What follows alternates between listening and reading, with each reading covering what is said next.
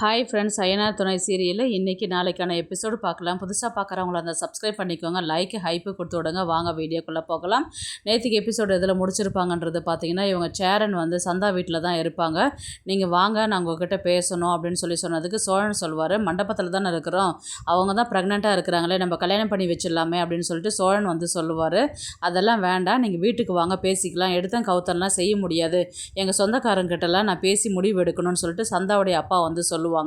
உடனே இவங்க எல்லாருமே வந்து ரூம் போய் ரெஸ்ட் எடுத்துகிட்டு அடுத்த நாள் வந்து வீட்டுக்கு தான் வருவாங்க. வந்து பேசும்போது என்ன பண்ணுவாங்கன்னா, நிச்சயதார்த்தம் பண்ணணும், நிச்சயதார்த்தம் வந்து பொண்ணு வீட்டு சைடு பண்ணுவாங்க, கல்யாணம் பண்ணுறது வந்து மாப்பிள்ளை சைடு தான் வந்து பண்ணணும், எங்களுக்கு இதில் விருப்பம் தான். இப்போ உடனே வந்து பாண்டியன் வந்து என்ன சொல்லுவார், நாங்கள் கல்யாணம் பண்ணி கொடுக்குறேன்னு சொல்லிட்டு சொல்லுவீங்க, உடனே வந்து எங்களுக்கு தெரியாத வேறு யாருக்காவது கல்யாணம் பண்ணி வச்சுருவீங்களே, அப்போ என்ன பண்ணுறது, நான் எப்படி உங்களை நம்புறது அப்படின்னு சொல்லிட்டு பாண்டியன் வந்து கேட்பார். உடனே வந்து சந்தாவுடைய அப்பா வந்து சொல்லுவாங்க, அவள் மாசமாக இருக்கிறா, உங்கள் வீட்டு வாரிசு அவள் வயிற்றில் வளருது அப்படின்னும் போது எப்படி நாங்கள் இன்னொருத்தங்களுக்கு கல்யாணம் பண்ணி வைப்போம், யாரும் இந்த விஷயம் தெரிஞ்சதுக்கப்புறம் யாரும் வந்து கல்யாணமும் பண்ணிக்க மாட்டாங்க, என்றைக்கு இருந்தாலும் உங்கள் அண்ணனுக்கு சந்தா தான் கல்யாணம் பண்ணி வைக்க போகிறோம், இதில் எங்களுக்கே சம்மந்தம், அப்புறம் உங்களுக்கு என்ன பிரச்சனை அப்படின்ற மாதிரி தான் வந்து அவங்க சொல்லுவாங்க.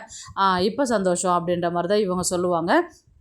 அடுத்தது இவங்க அதெல்லாம் பேசி முடிச்சுட்டு நிச்சயதார்த்தம் வந்து என்றைக்கு டேட்டு வர வியாழக்கிழமை வந்து நிச்சயதார்த்தம் பண்ணலான்னு சொல்லிட்டு சொல்லிவிடுவாங்க. சரி, இப்போ நான் வந்து சந்தா கிட்ட கொஞ்சம் பேசணும்னு சொல்லிட்டு அனீஷ்கிட்ட சொல்லி அவங்க அப்பா கிட்ட பர்மிஷன் கேட்பாங்க. அவங்க அப்பா வந்து கொடுக்க மாட்டேன்னு சொல்லிட்டு சொல்லுவாங்க. உடனே சந்தாவும் வந்து பார்த்திங்கன்னா, நானும் அவர்கிட்ட கொஞ்சம் பேசணும், எனக்கும் வேணும், இப்போ டைம் வேணும் அப்படின்ற மாதிரி தான் கேட்பாங்க. அவங்க 2 பேரும் கல்யாணம் பண்ணிக்க போகிறவங்க தானேப்பா, கொஞ்சம் மனசு விட்டு பேசட்டும், இத்தனை நாள் பேசாத பார்க்காத தானே இருந்தாங்க, பேசிட்டு விடுங்களேன் அப்படின்னு சொல்லிட்டு சொன்னதுக்கப்புறம் சரி போய் பேசுங்க அப்படின்னு சொல்லிட்டு அமுச்சு விட்ருவாங்க. இவங்க வந்து பேசுவாங்க.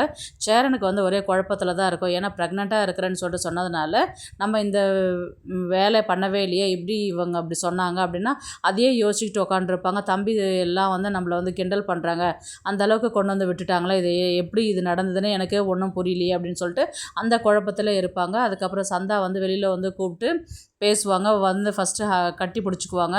இந்த கல்யாணம் நடக்கிறதுல எனக்கு எவ்வளோ சந்தோஷம் தெரியுமா, உங்களுக்கு சந்தோஷம் இல்லையா, ஏன் உம்முன்னு இருக்கிறீங்க அப்படின்ற மாதிரி வந்து கேட்பாங்க.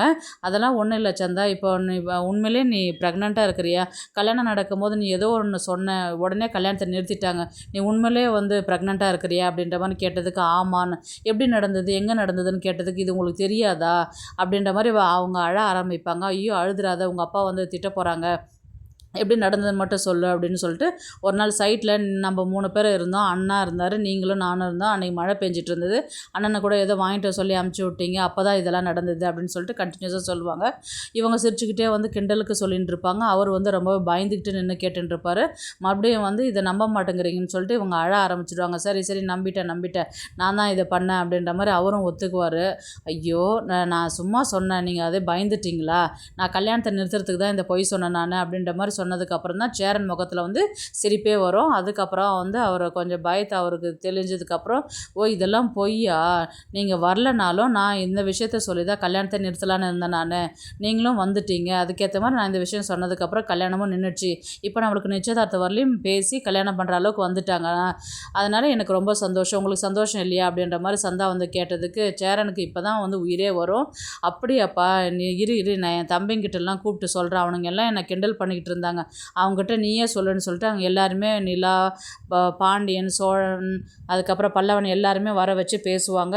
இந்த மாதிரி பொய் சொன்னீங்களா, ஆமாம், இப்போ கல்யாணத்தை நிறுத்துறதுக்கு எனக்கு வேறு வழி தெரியல, நீங்கள் வரலனாலும் இதை சொல்லி தான் நான் நிறுத்தலான்னு இருந்தேன் நான், நீங்களும் வந்துட்டீங்க, இப்போ வந்து நல்லபடியாக எல்லாமே முடிஞ்சுது அப்படின்ற மாதிரி சொன்னதுக்கு உடனே சோழன் வந்து இதெல்லாம் பொய்யா, சரி அப்போது நல்ல விஷயந்தான் பண்ணீங்க விடுங்க அப்படின்ற மாதிரி தான் வந்து சொல்லுவாங்க. சரி நான் போயிட்டு வரேன்னு சொல்லிட்டு கல்யாண டேட்டும் ஃபிக்ஸ் பண்ணிவிட்டு நிச்சயதார்த்தம் பண்ணிவிட்டு வியாழக்கிழமை நிச்சயதார்த்தம், நீங்கள் தான் வந்து பொண்ணுக்கு ட்ரெஸ் எல்லாம் வாங்கிட்டு வரணும், மோந்திரம் வாங்கிட்டு வரணும் அப்படின்ற மாதிரி தான் வந்து சொல்லுவாங்க. சரி இது எங்களுடைய பொறுப்பை நாங்கள் செஞ்சிடறோம் அப்படின்ற மாதிரி இவங்க வீட்டுக்கு நேராக கிளம்பி வருவாங்க. கிளம்பி வரும்போது பார்த்திங்கன்னா கஸ்தூரியும் அவங்க அண்ணன் நின்று பேசிக்கிட்டு இருப்பாங்க. இந்த மாதிரி வீடு எல்லாம் பாரு, நான் எவ்வளோ க்ளீன் பண்ணாத போட்டு வச்சுக்கிறாங்க, இடம் இருக்குதுன்ற ஒரு தென்னாவட்டில் தான் இவனுங்களுக்கு அப்படின்னு இவங்க கஸ்தூரி வந்து அவங்க அண்ணங்கிட்ட வந்து பேசிகிட்டு வருவாங்க. ஆமாம்மா, இதை க்ளீன் பண்ண வேண்டியது தானே அப்படின்ற மாதிரி தான் வந்து அவரும் சொல்லிகிட்டு இருப்பார். அதுக்கு என்னென்ன அப்படின்னு சொல்லிட்டு பேசிகிட்டே இருக்கும்போது பார்த்திங்கன்னா அந்த நேரத்தில் கார் வரும். கார் வரதில் வந்து பார்த்திங்கன்னா கஸ்தூரி உடனே சொல்லுவாங்க, "ஏன் வீட்ல யாருமே இல்லையே? எல்லாம் எங்கேயோ போயிட்டு வராங்க போல இருக்குது என்ன?" அப்படின்ற மாரி அவர் அண்ணங்கிட்ட வந்து சொல்லுவாங்க. உடனே வந்து இவங்கெல்லாம் இறங்கி வந்து பார்த்துட்டு, இவங்க யார் வந்து பாத் உடனே பாண்டியன் வந்து, "என்னன்னா பெரியப்பாவும், அத்தையும் வந்திருக்கிறாங்க" அப்படின்னு சொல்லி சொன்னதுக்கு, உடனே சோழன் வந்து என்ன சொல்லுவாரு, "இருக்கிற இடத்தெல்லாம் வளைச்சு போடுறதுக்கு வந்திருக்கிறாங்களோ என்னவோ தெரியல" அப்படின்ற மாரி சொன்னதுக்கு, நிலா வந்து, "ஏங்க சும்மா இருங்க, சும்மா இதே சொல்லின்னு இருப்பீங்களா? அமைதியா இருங்க, ஒழுங்கா பேசுங்க" அப்படின்ற மாரி தான் சொல்லுவாங்க. "சரிம்மா, நான் அமைதியா பேசுகிறேன்னு" சொல்லிட்டு சொல்லுவாங்க. உடனே சேரன் தான் வந்து, "வாங்க பெரியப்பா, வாங்க அத்தை" அப்படின்ற மாரி தான் இவங்க சொல்லிட்டு, வணக்கம் சொல்லிட்டு போவாங்க. "என்ன இந்த பக்கம்?" அப்படின்னு, "எல்லாம் எங்கேயோ குடும்பத்தோட சுற்றுலா போயிட்டு வந்திருக்கிறீங்க போல" அப்படின்னு சொல்லி கேட்டதுக்கு, "இல்லை, நிச்சயம் பண்ணிட்டு வரோம், பீகாருக்கு போயிட்டு வரோம்" அப்படின்ற மாதிரி தான் வந்து சோழன் வந்து சொல்லுவார். அங்கே அன்றைக்கி நம்ம குலதெய்வம் கோயிலுக்கு கூட ஒரு பொண்ணு வந்துச்சு இல்லையா, சந்தா, உங்களுக்கு கூட தெரியுமே, அன்னைக்கு கூட கல்யாணம் பாதியில் நின்றுச்சு, அந்த பொண்ணு தான் அப்படின்னு சொல்லிட்டு, இது அத்தை கூட தெரியுமே அப்படின்னு சோழன் வந்து சொல்லுவார். உடனே ஆமாம் ஆமாம் தெரியும் அப்படின்னு சொல்லிட்டு அவங்களும் சொல்லுவாங்க. அந்த பொண்ணு தான் பேசி முடிவு பண்ணியிருக்கிறோம். அப்போ நாங்கள் எல்லாம் யாருமே இல்லாதே நீ கல்யாணத்தை பண்ணிடுவியா அப்படின்ற மாதிரி தான் வந்து சொன்னதுக்கு, உடனே சேரன் வந்து, ஐயோ அத்தை, அந்த மாதிரிலாம் எதுவும் இல்லை, இப்போ தான் பேசி முடிச்சிருக்கிறோம், டேட்டு கன்ஃபார்ம் இப்போ தான் ஆயிருக்குது, இப்போ ஒரு விசேஷன்னும் போது உங்களெல்லாம் கூப்பிடாத போவோமா, கண்டிப்பாக கூப்பிட்டுட்டு போவோம், வாங்க டீ குடிக்கலான்னு சொல்லிட்டு இவர் நேராக உள்ளே போயிடுவார். அப்போ தான் கஸ்தூரி வந்து அவங்க அண்ணங்கிட்ட சொல்லுவாங்க, இந்த மாதிரி இந்த இடத்துல வந்து 5 பசங்க இருக்கிறாங்கன்னு சொல்லிட்டு, கார்த்திகா வந்து சேரனை வந்து ஆசைப்பட்டு கல்யாணம் பண்ணிக்கிறேன்னு ஓடி வந்தா, அன்றைக்கி நான் கல்யாணம் பண்ணிக்காத, இவன் இந்த 5 ஆம்பளைங்க இருக்கிற இடத்துல எப்படி என் பொண்ணு வாழ்வான்னு சொல்லிட்டு நான் வேண்டான்னு சொல்லிட்டேன். ஆனால் இன்றைக்கி ஒரு பொண்ணு வந்து கல்யாணம் பண்ணி கொண்டு வந்து கொடுத்துட்டு இப்போ பாரு சூப்பராக நல்லா வாழ்ந்துட்டுருக்குறா. இதே என் பொண்ணு கார்த்திகா வந்து சேரனை கல்யாணம் பண்ணிக்க நான் வந்தபோது நான் அவனுக்கு கல்யாணம் பண்ணி வச்சுருந்தேன்னா, இன்றைக்கி என் பொண்ணு வந்து என் கண்ணெதிரில் இருந்திருப்பா, எதனா ஒரு பிரச்சனைனா நம்ம வந்து கேட்டு இருந்திருக்கலாம், எந்த பிரச்சனையும் இல்லாத இருந்திருப்பா, அவளும் சந்தோஷமாக ஆசைப்பட்டவனோட வாழ்ந்திருப்பா. இன்றைக்கி சேரன் எவ்வளோ நல்லவனாக இருக்கிறான், அன்றைக்கி எனக்கு அதை இவனை பற்றி தெரியாத போச்சு, என் பொண்ணு வாழ்க்கை நல்லா இருக்குன்னு நினச்சி நான் இன்னொருத்தனை கல்யாணம் பண்ணி வச்சேன், இன்றைக்கி அவள் வாழ்க்கை நாசமாக போயிட்டு உக்காந்துருக்குறேன் அப்படின்ற மாதிரி சொன்னதுக்கு, நீ அதெல்லாம் யோசிக்காத, நடக்கிறது தான் நடக்கும், சரி வா போகலாம் அப்படின்னு சொல்லிட்டு இவங்க கிளம்பி 2 பேரும் போவாங்க. அடுத்தது வந்து பார்த்தீங்கன்னா, இவங்க உள்ளார வந்து பேசின்னு இருக்கும்போது வந்து பல்லவன் வந்து ரொம்ப டயர்டாக இருக்குது, 2 நாள் வந்து ட்ரெயின்லேயே போயிட்டு வந்தது ரொம்ப டயர்டாக இருக்குதுன்னு சொல்லிட்டு அவர் படுத்துனே இருப்பார். சோழனும் பாண்டியனும், "ஏன்டா தலைக்காணி வச்சு படுக்க வேண்டியது தானே, அப்புறம் கழுத்து வலிக்குது, கை வலிக்குதுன்ட்டு நைட்டெல்லாம் உயிரை வாங்கிட்டு இருப்பேன் எங்களை" அப்படின்னு சொல்லி கேட்டதுக்கு, "இல்லை, நான் ட்ரெயினில் போயிட்டு இருக்கிற மாதிரியே இருக்குது, ரொம்ப டயர்டாக இருக்குது, அதனால் நான் படுத்துக்கிறேன் நான்" அப்படின்ற மாதிரி தான் வந்து அவர் வந்து சொல்லுவார். உடனே வந்து பாண்டியன் தான், "நான் உனக்கு சர்ப்ரைஸ் ஒன்று வச்சுருக்கிறேன்டா, எழுந்து போய் குளிச்சுட்டு வாடா" அப்படின்ற மாதிரி சொன்னதுக்கு, "சர்ப்ரைஸா, குளிச்சா தான் சொல்லுவேன்ற" மாதிரி தான் வந்து பாண்டியன் வந்து சொல்லுவார். "தோ உடனே போய் குளிச்சுட்டு வரேன்னு" சொல்லிட்டு போயிட்டு குளிச்சுட்டு வந்து நிற்பார். "ஏன்டா அவனுக்கு தான் சர்ப்ரைஸ், அவன் குளிக்க போயிருக்கிறான், இப்போ எங்களுக்கு சொல்லேன்" அப்படின்னு சொல்லிட்டு சோழன், நிலா, சேரன் எல்லாருமே கேட்பாங்க. "ஒன்றும் இல்லைடா, ஒரு வண்டி ஒன்று செகண்ட் ஹேண்டில் வந்தது, நல்லா இருந்தது, குவாலிட்டியாக இருந்தது, நல்ல கண்டிஷனில் இருந்தது, அதனால் அதை வாங்கியிருக்கிறேன், அதான் ப்ரெசென்ட் பண்ணுறதுக்காக கூப்பிட்டேன்" அப்படின்ற மாதிரி சொன்னதுக்கு, "சூப்பர்டா" அப்படின்னு, "அவன் காலேஜுக்கெலாம் வர போகிறான்ல, அதனால் வண்டியில் போயிட்டு வரதுக்கு அது கொஞ்சம் நல்லா இருக்கும்ல, அதனால தான்" அப்படின்னு சொல்லி சொன்னதுக்கு, "தேங்க்ஸ்டா, சூப்பர்டா" அப்படின்ற மாதிரி தான் வந்து சோழன் சொல்லுவார். "டே, காசு வேணா பரவாயில்ல, பத்தலைன்னா சொல்லுடா, நான் காசு வேணா கொடுத்துறேன், அதெல்லாம் ஒன்றும் இல்லைண்ணா, நான் பார்த்துக்கிறேன் விடுண்ணா" அப்படின்ற மாதிரி தான் பாண்டியன் வந்து சொல்லுவார். உடனே சோழன், "சூப்பர்டா" அப்படின்னு சொல்லிட்டு அங்கேருந்து எல்லாருமே ஆஃபீஸ் கிளம்பி போயிடுவாங்க. உடனே பல்லவனை குளிச்சுட்டு வருவார். சரி வான்னு சொல்லிட்டு சட்டை போட்டு வண்டியில் கூட்டிகிட்டு போவார். அந்த இடத்துல பார்த்தீங்கன்னா, வண்டியை வந்து வானதிக்கு வாங்கி வச்சுருப்பார் இல்லையா, அந்த வண்டியை வந்து பல்லவனுக்கு வந்து கொடுத்துருவாரு. "சூப்பராக இருக்குதுண்ணா, வண்டி செம்ம கலராக இருக்குது, அழகாக இருக்குது, எனக்கு ரொம்ப பிடிச்சிருக்குண்ணா, தேங்க்ஸ்ண்ணா" அப்படின்னு சொல்லிட்டு அவர் கட்டி பிடிச்சி தேங்க்ஸ் சொல்லிவிட்டு, "சரிண்ணா, நான் வண்டி எடுத்துகிட்டு வீட்டுக்கு போகிறேன்" அப்படின்னு சொல்லிட்டு இவர் சொல்லுவார். "சரிடா, இன்றைக்கி பார்த்து பத்திரமா போ, நான் வேலையை முடிச்சுட்டு நான் மதியானம் சாப்பாட்டுக்கு வந்துடுறேன்" அப்படின்னு சொல்லிட்டு அவர் சொல்லிவிடுவார். உடனே வந்து பார்த்தீங்கன்னா, எடுத்துகிட்டு இவங்க வீட்டுக்கு போயிட்டார் இல்லைங்களா, இவங்க வானதி வந்து இவர் இப்படி போன உடனே பின்னாடி வானதி வந்து வண்டியில் வந்து இறங்கி வந்து அங்கே உட்காருவார். என்னவோ இங்கே சுற்றி சுற்றி பார்ப்பாங்க. "என்ன பார்க்குற?" அப்படின்ற மாதிரி தான் வந்து முருகன் வந்து கேட்பார். "இல்லை, எனக்காக ஏதோ வண்டி வாங்கி வச்சுருக்கிறாருன்னு சொல்லிட்டு சொன்னேன், அந்த வண்டி இங்கே இருக்குது, அந்த வண்டி எங்கே?" அப்படின்ற மாதிரி தான் வந்து வானதி வந்து கேட்குறா. உடனே வந்து எல்லாருமே வந்து இவங்க 2 பேருமே முழிப்பாங்க. ஏன்னா இப்போ தான் வந்து பல்லவன் வண்டி எடுத்துன்னு போனாருன்றது வந்து வானதிக்கு தெரியாது இல்லைங்களா. அடுத்த செகண்டே வந்து பார்த்தீங்கன்னா, கொஞ்சம் யோசிப்பார்.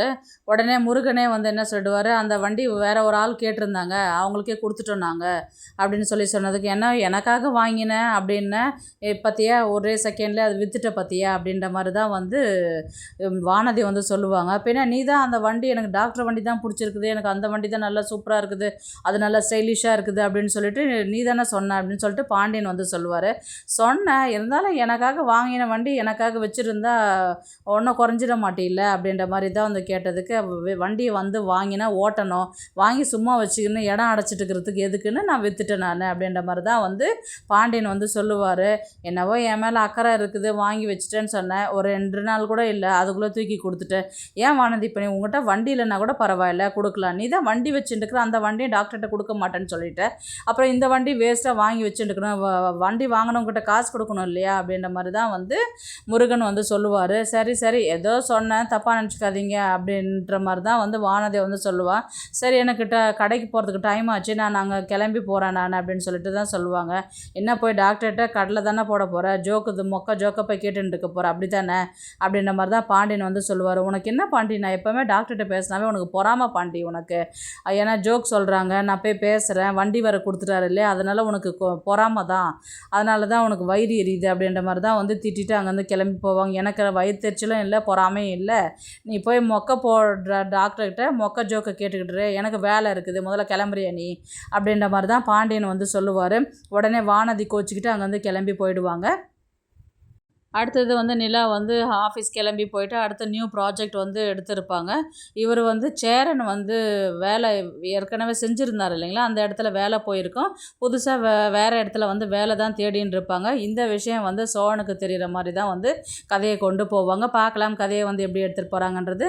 இந்த வீடியோ உங்களுக்கு பிடிச்சிருந்தா ப்ளீஸ் லைக் பண்ணுங்கள், ஷேர் பண்ணுங்கள், சப்ஸ்கிரைப் பண்ணுங்கள். தேங்க்ஸ் ஃபார் வாட்சிங். இந்த வீடியோ பிடிச்சிருந்தா லைக் பண்ணுங்க, நம்ம சேனலை சப்ஸ்கிரைப் பண்ணுங்க. உங்க ஆதரவு ரொம்ப முக்கியம். நன்றி.